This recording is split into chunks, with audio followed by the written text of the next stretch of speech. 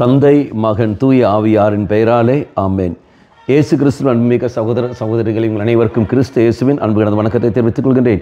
இன்று நற்செய்தி பாகமானது யோவான் நற்செய்தி 3ஆம் அதிகாரம் 16 முதல் 21 வரையில திருவாக்கியங்கள். குறிப்பாக 17வது வாக்கியம், உலகிற்கு தண்டனை தீர்ப்பு அளிக்க அல்ல, தம் மகன் வழியாக அதை மீட்கவே கடவுள் அவரை உலகிற்கு அனுப்பினார். அவர் உலகத்திற்கு தண்டனை தீர்ப்பு அளிப்பதற்காக அல்ல, மாறாக மகன் வழியாகவே மீட்பு தரதான் தெய்வம் வந்திருக்கின்றார்.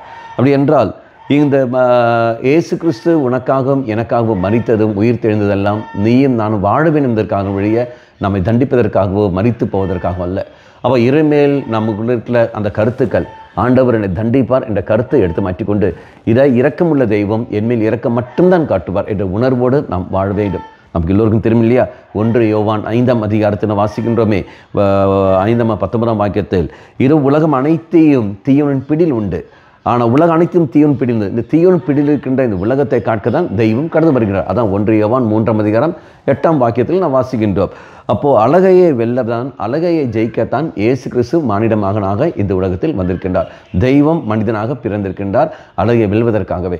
அப்போ இயேசு கிறிஸ்து இந்த உலகத்தில் வந்திருப்பது எதற்காக என்றால், நீ நானும் தண்டனை பெறுவதற்காக அல்ல, பிசாசை ஒழிப்பதற்காகத்தான் அவர் இங்கு கடந்து வந்திருக்கிறார். அதான் மத்தேயு யோவான் நற்செய்தி 12ஆம் அதிகாரம் 47ஆம் வாக்கியம், நான் கூறும் வார்த்தைகள் இதோ உங்களுக்கு வாழ்வு தருகின்றன. அந்த வார்த்தையான தண்டனை அல்ல, மாறாக உலகத்தை மீட்காதான் நான் இங்கே வந்திருக்கிறேன் என்பதை தெய்வம் அங்கே வெளிப்படுத்துகின்றார். பண்பாளர்களே, நீ நான் ஒரு சத்தியம் அறிந்து கொண்டாலே போதும், என் தெய்வம் இரக்கமுள்ள தெய்வம், என்னை மீட்கத்தான் வந்திருக்கிறார் ஒழிய, என்னை மீட்கத்தான் எனக்காக சிலுவையில் பாடுபட்டு மரித்து உயிர்த்து இருக்கின்றார் ஒழிய என்னை தண்டிப்பதற்காக அல்ல. அந்த இரக்கமுள்ள தெய்வ சன்னதியில் ஒவ்வொரு நாளும் நாம் போய் நிற்போம். ஆண்டவரே, இந்த நாளில் உம்முடைய இரக்கத்தை எனக்கு தாரும் ஆண்டவரே, உம்முடைய இரக்கத்தை அனுபவித்து கொண்டு அந்த இரக்கத்தின் மேல் நம்பிக்கை வைத்துக்கொண்டு நான் வாழக்கூடிய சக்தி எனக்கு தாரும் ஆண்டவரை சொல்லிக்கொண்டு ஒவ்வொரு நாளும் தெய்வத்துடைய இரக்கத்தின் மேல் நம்பிக்கை வைத்துக்கொண்டு வாழ்ந்து பிசாசை நாம் வென்று விடுவோம். கண்களை மூடிக்கொள்ளுங்கள்.